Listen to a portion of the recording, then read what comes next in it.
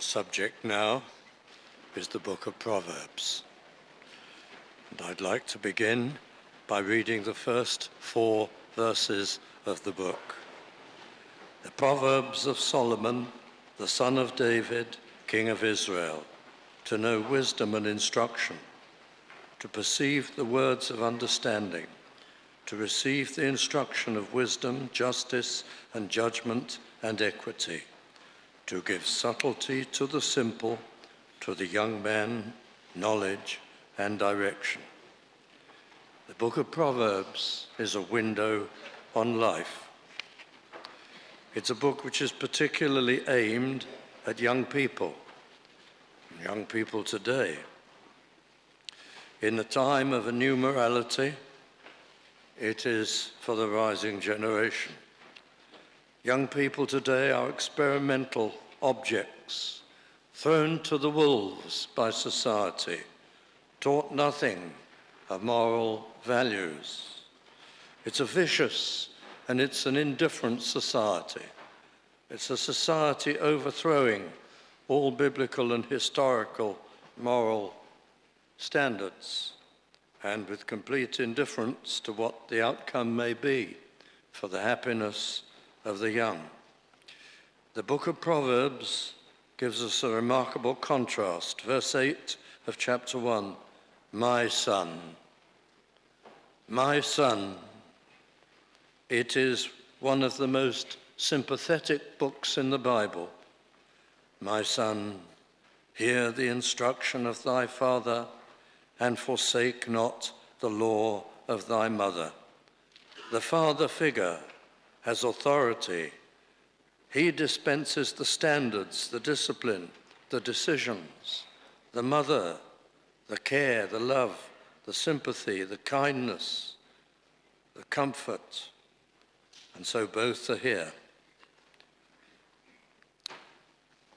My son, hear the instruction of thy father, and forsake not the law of thy mother.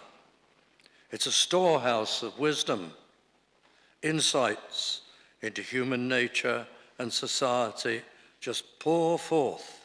But there are 4 major points I'd like to mention to be borne in mind as we approach the book of Proverbs. First of all, and I think these 4 are extremely important. First of all, it is a book of parables. That really must be appreciated. That's what the word Proverbs really means. Parables, comparisons. Some say that there is even the element of a taunting challenge in the original term. So it's a book of parables, of pictures. It isn't necessarily a book of literal, directly expressed ethical standards, though there are many ethical standards and values in it. In the first part of the book, the parables are quite long. And then suddenly the book changes gear, and from chapter 10, the parables are very short and pithy, verse by verse. It's remarkable. In the book of Proverbs, the pictures, the illustrations are so numerous. You couldn't think of as many. There are just so many illustrations to be employed in the book of Proverbs. There is little advice, contrary to common expectations. There's little advice on non-spiritual aspects of life. If there is, it's actually incidental. It's actually to illustrate something spiritual. It is not a book, as printed in the top of the Bible so often, of sundry moral maxims. That's exactly the wrong way to view the book of Proverbs. Everything has spiritual significance, as we're taught by the Apostle Paul in Romans chapter 15 and verse 4. Everything will have significance to the Christian life and to the Christian church. So that's the first thing to always bear in mind. This is a book of parables. That's the title. And then secondly, the book has a triple aim, and that's announced down there in verse 4 of chapter 1. Certainly, in verses 2 and 3, there are other points raised, but they're general. But now the detail in verse 4 of chapter 1. The first aim of the book is evangelistic, to give subtlety to the simple. That's evangelism. The simple are the spiritually uninitiated, as we'll soon see, and to give them subtlety, cunning, literally, understanding, an ability to see and to grasp spiritual things. So it will be an evangelistic book. And secondly, it will be very much for young believers. The second point in verse 4, to the young man, the graduate, as it were, the convert, to the young man, knowledge and discretion. We'll look at that a little more. And thirdly, it's for mature believers. So spiritual naivety is the first point in verse 4, the uninitiated, the simple, and the first 9 chapters are pretty well for them, for the spiritually uninitiated. Secondly, discretion to the young man, cunning in a good sense. And then thirdly, in verses 5 and 6, harder things to the mature, and particularly to the teacher.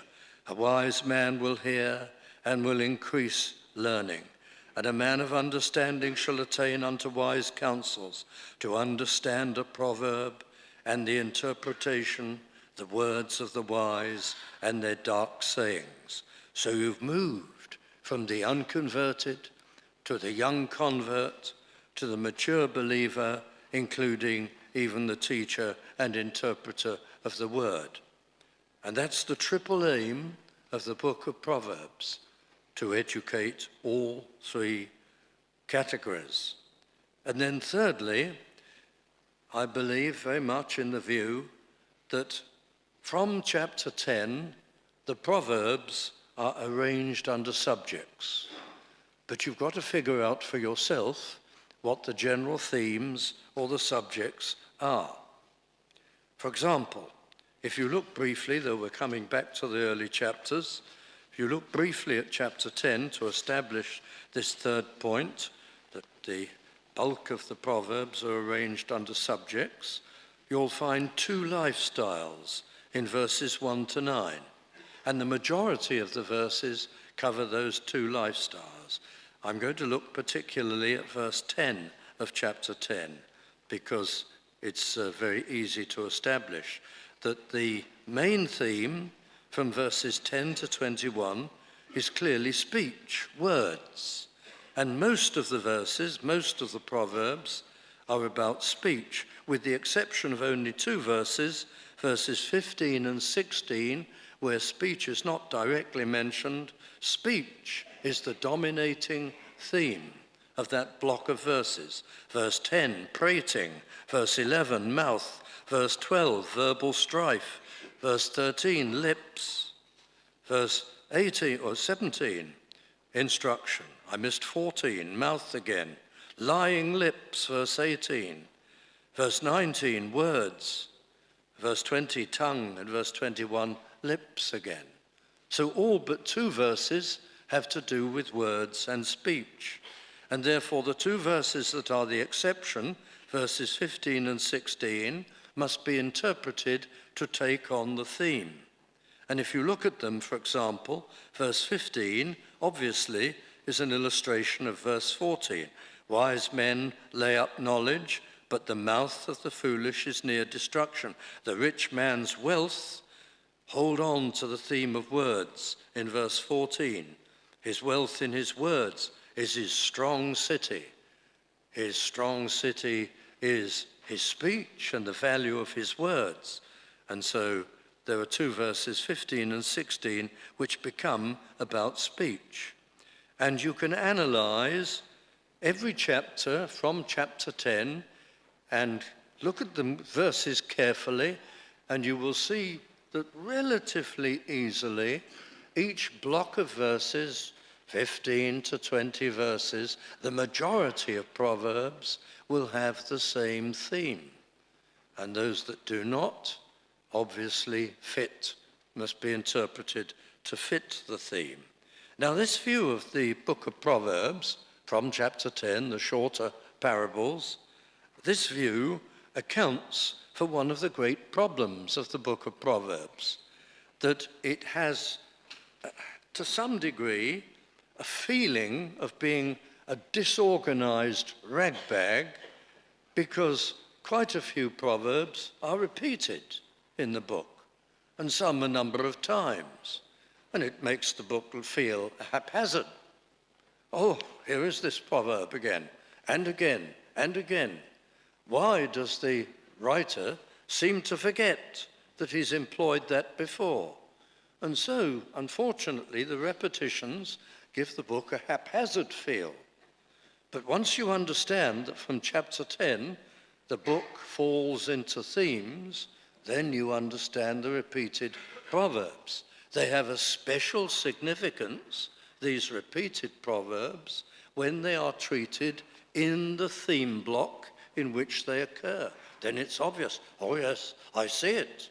That repeated proverb takes on the tone, the color, the subject matter of the theme that it sits in.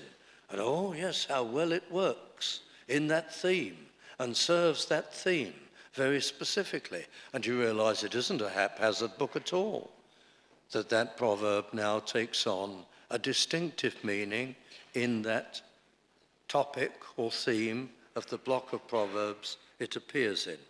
So it's valuable to see the themes of Proverbs. Sometimes you will wrestle with them. You will say, well, here is the wise and the foolish, and 2 or 3 blocks cover that theme. And sometimes you'll change your mind, and you'll see actually the majority of Proverbs have another topic in them, and that's the topic for that block of Proverbs. Fourthly, passing from that fascinating heading, well, I think it's fascinating anyway. Fourthly, the cast is very important.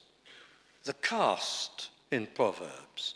You are introduced to the cast in the opening chapters. The cast is occasionally, if somewhat obliquely, referred to in all the chapters after chapter 10 also. If you're watching for the cast to appear, you'll see them. You'll see the characters reflected, not necessarily specifically mentioned, but implicitly referred to in those Proverbs. And the value of this is simply this, that the opening chapters of Proverbs have valuable reasoning on their own account, but they also give you the context for the rest of the book. And you've got a farm, and you've got the son working on the farm. I'll introduce you to the cast properly. And you've got his tender bride, and you've got the district gang in the background trying to entice the son away from work on the farm. And then you've got the adulteress. You've got a cast. And if you see in your mind the farm and the business of the farm and these different characters, it helps you to understand the rest of the book, because that is the context of the parables or the pictures that follow throughout the book. And they add meaning and color to the Proverbs as you read them. So don't bring a great chopper down between chapters 9 and 10. Lose the cast and the context and think now everything is just sundry, unconnected moral maxims. You'll lose precious pictures and insight if you do that. So now, having said that, I'd like to introduce you to the cast. That's a bit condescending, I don't mean it. Many of you are already familiar with the cast, I'm sure. But first of all, the small holding, the context, and the son are important. First member of the cast, verse 8, my son. Hear the instruction of thy father, and forsake not the law of thy mother. He's going to appear repeatedly, the son, throughout the book. The father has a small holding and a trade. That was the way with Jewish people. You had your piece of land, and then you had a trade also, very often, to follow and to support you. The son must learn everything from the father. He's going to be married, and he's going to inherit the small holding, and he's going to have to provide for his wife and his family, or else he'll go into slavery, perhaps, into the employment of another. So I don't have to spend much time with the son, although he's mentioned more than anyone throughout the book. I'd like to introduce you to the district gang, and there in verse 10, "My son, if sinners entice thee, consent thou not." And the district gang is described in the next 9 verses. Here they are in verse 10 and in verse 11. "If they say, come with us, let us lay wait for blood, let us lurk privily for the innocent without cause." They want to give up work on the farm, and they want an alternative way of life. They're going to ambush caravans on the road, those passing by, vulnerable traders, and so on.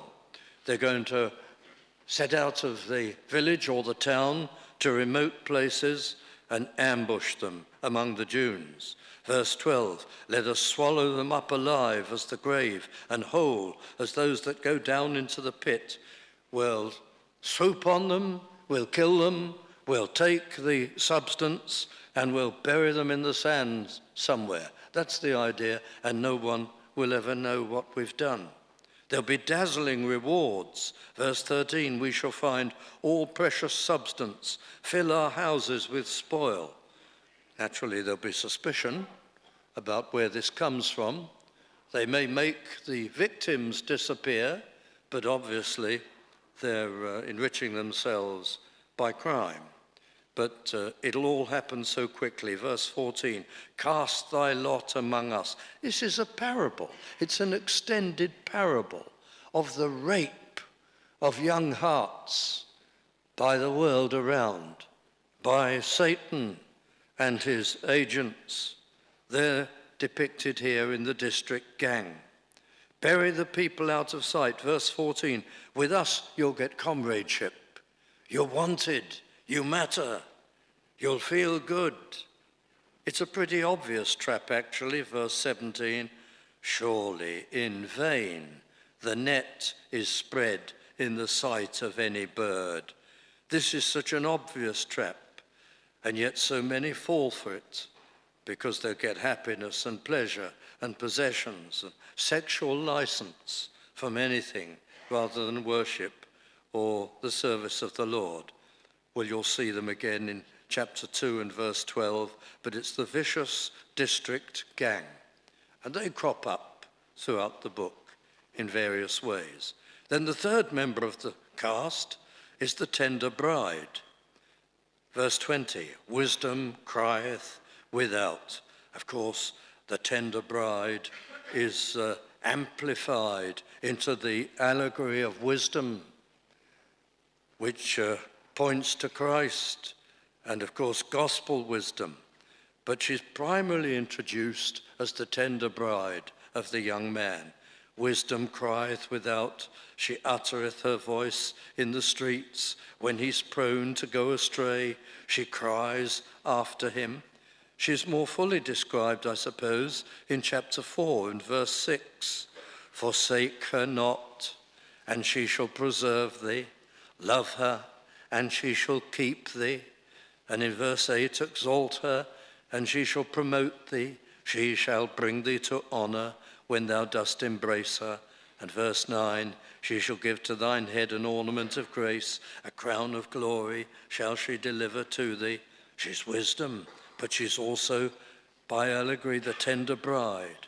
And she's going to be the one who's most hurt by his unfaithfulness to all the instruction that he's had.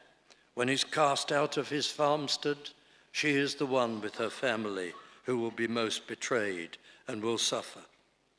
So there is the tender bride. And then there's the adulteress. and she features largely from chapter 5 and verse 3. For the lips of a strange woman drop as an honeycomb, and her mouth is smooth than oil, but her end is bitter as wormwood, sharp as a two-edged sword. Her feet go down to death, her steps take hold on hell. He will lose all to the adulteress. Verse 9, lest thou give thine honour unto others, and thy years unto the cruel. He's lost his land, his money, his tender bride, lest strangers be filled with thy wealth, and thy labours be in the house of a stranger. He's a servant or a slave, and thou mourn at the last, and you'll serve in hard way until your death, and you'll lose special things that you used to have. So the appeal comes to the young man to avoid the adulteress, verse 15, so that he may drink waters out of thine own cistern, not use the common system of polluted waters of the village or the town, and running waters out of thine own well. Don't give up the things that you've learned, but rather be one who is a blessing to others. Stay with your instruction. Stay with the Lord. Verse 16, let thy fountains be dispersed abroad, and rivers of waters in the streets. So verse 1 and 2 of chapter 6 are the unfolding plot. My son, if thou be surety for thy friend, the adulteress, if thou hast stricken thy hand with a stranger, decided to honour and pay her debts, be her surety. Thou art snared with the words of thy mouth. Thou art taken with the words of thy mouth. Do this now, my son. Get out of it. End it. Terminate it while there's time. So that's the fourth member of the cast, the adulteress. And the fifth member of the cast is the dishonest district salesman.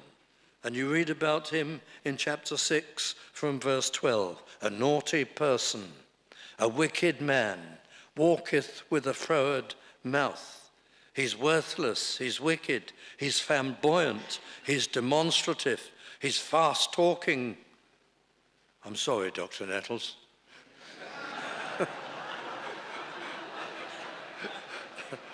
The connection should never have entered my mind.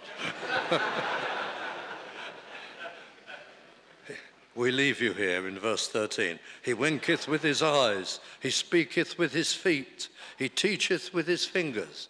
Actually, very interesting description of a dishonest salesman, the more you think about it. He's persuasive. He gives all the virtues and the promises of the world.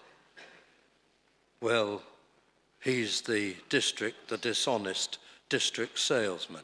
He goes around the towns and the villages, selling second-hand farm equipment that doesn't work and all that kind of thing. He's described quite elaborately in the passage. So that's the cast. Oh, it'd take me a long time to go into it further, but they're always in the background in the subsequent Proverbs, adding colour, adding context, though each one of them will give you tremendous evangelistic preaching opportunities if you treat them as parables. Let's look for an example, because time is rushing on, at chapter 7. Here in chapter 7 is the approach to the young man of the adulteress. Well, I suppose it would be legitimate to make use of chapter 7 to warn people against adultery. But that's not the point of the chapter. Everything here has a spiritual objective. This is about spiritual adultery. Actually, it's about something more basic than that. As I mentioned before, the rape of the mind and the heart by the world, the spiritual seduction of the young and the naive by the world around. This is a parable. It's an illustration. The adulteress stands for all the forces and arguments and alluring ideas of Satan. It's spiritual seduction that it's pointed to, and that's how you must use it. And if you open a commentary And you see it never rises above the basic meaning of the parable, literal seduction. It's a bad commentary. It hasn't understood how to use the book of Proverbs. It's much richer than simply a narrative of seduction. In fact, it's got amazing things.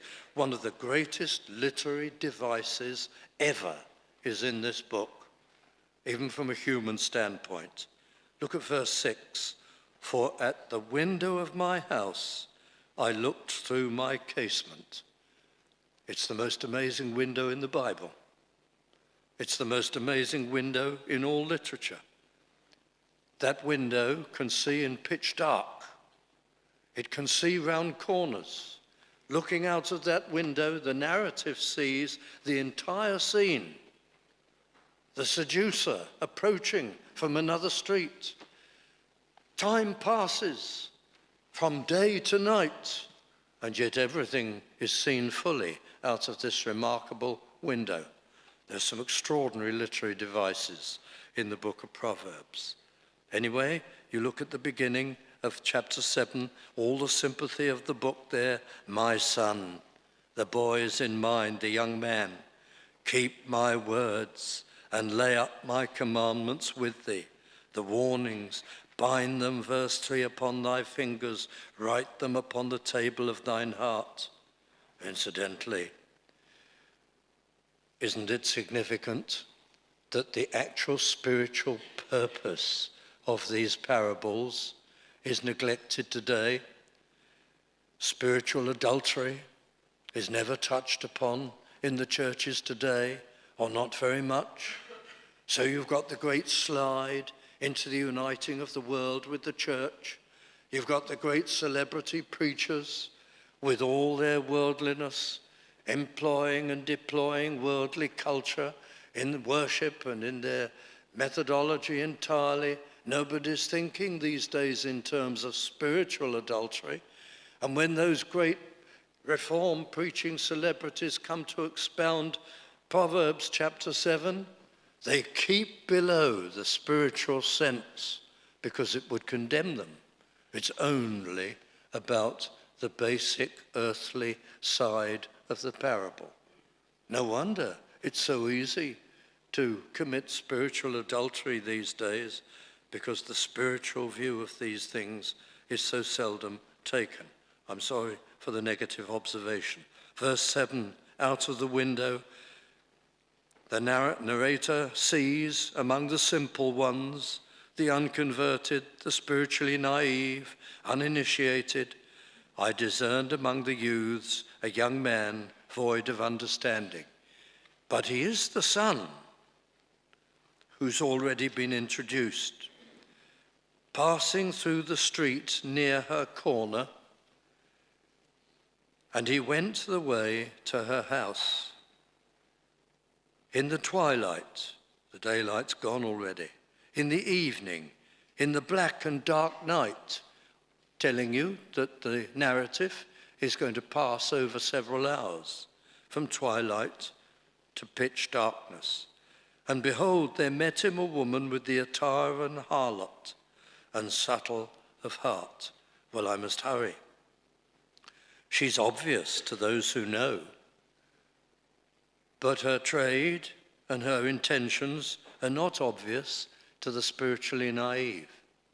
What a theme, dear friend, to gently preach on.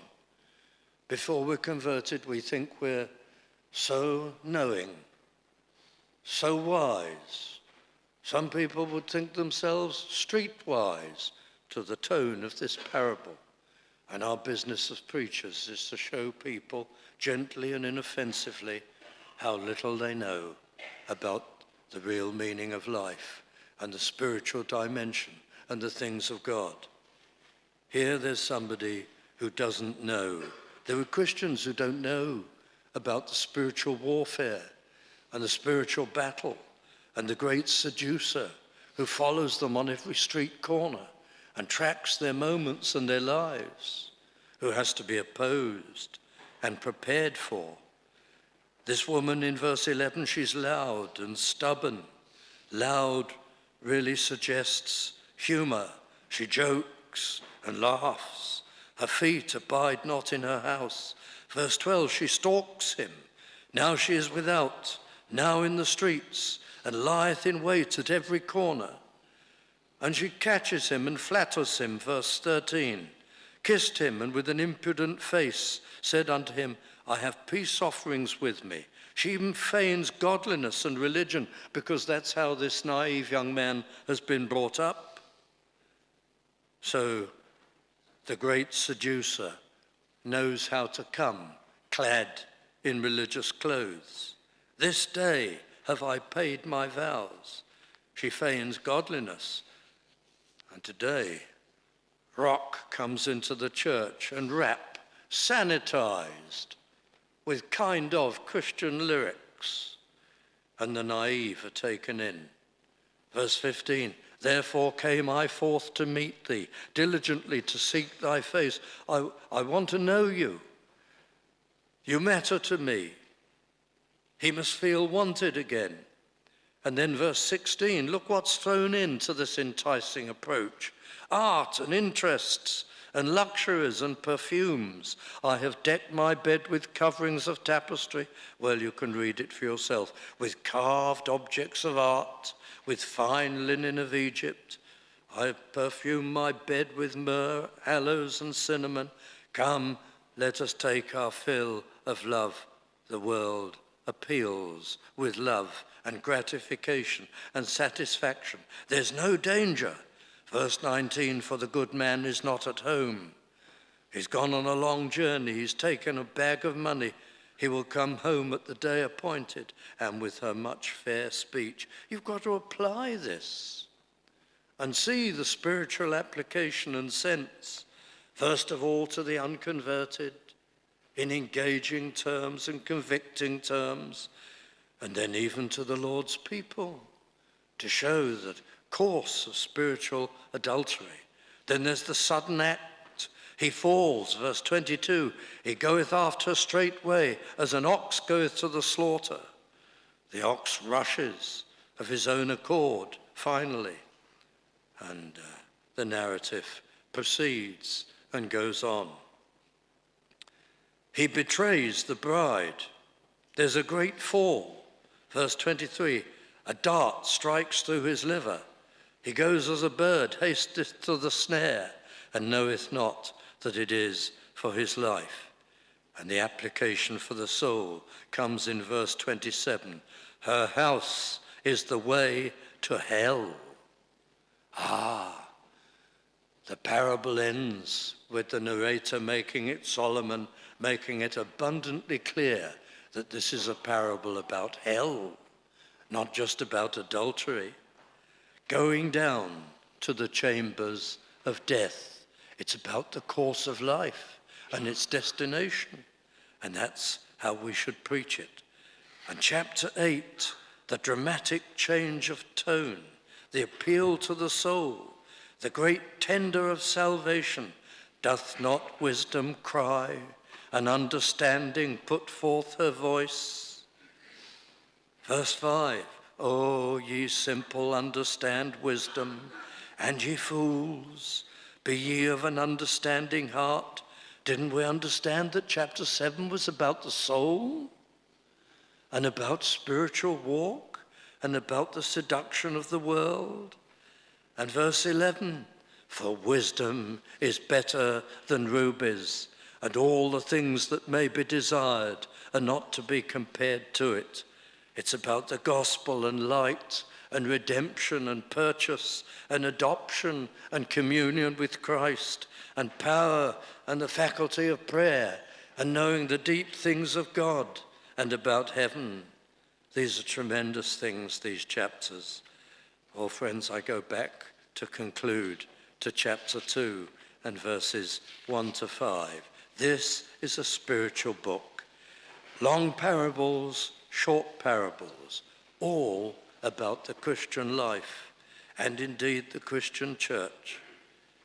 My son, if thou wilt receive my words and hide my commandments with thee, so that thou incline thy ear unto wisdom and apply thine heart to understanding.